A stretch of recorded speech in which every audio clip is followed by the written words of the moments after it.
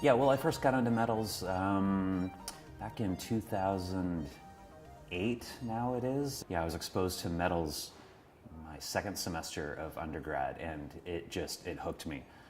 My work is definitely a crossover between digital processes and actual hand techniques, so I try to combine the two constantly. I definitely consider myself a bit of a chameleon when it comes to making work.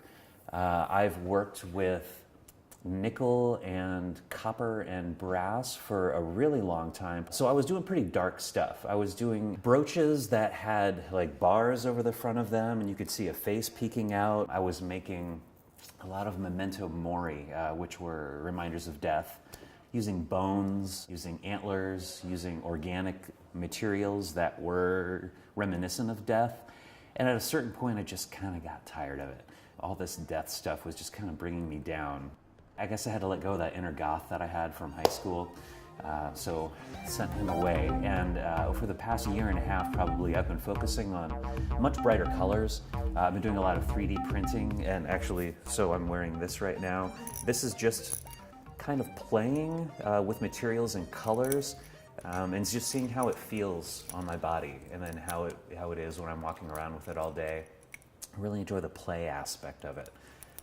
And this idea of if I'm going to be reminding anyone of anything when they're wearing my jewelry, then I'd like to remind them of life, of play, of not taking things too seriously.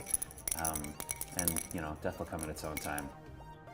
Yeah, spaceships and bright plastics and toys. I'm making toys.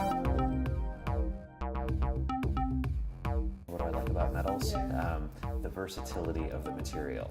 It can be made to do so many things.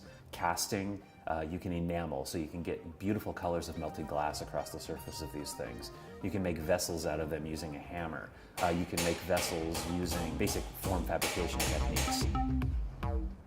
It lasts for a really long time. There's a feeling of permanence almost when you're working with metals, where beyond painting, beyond making things in plaster, you know, these things, if you get buried with something, chances are they're going to be able to, like if someone accidentally exhumes your body, I don't know how many hundreds of years later, that piece is probably still going to be there.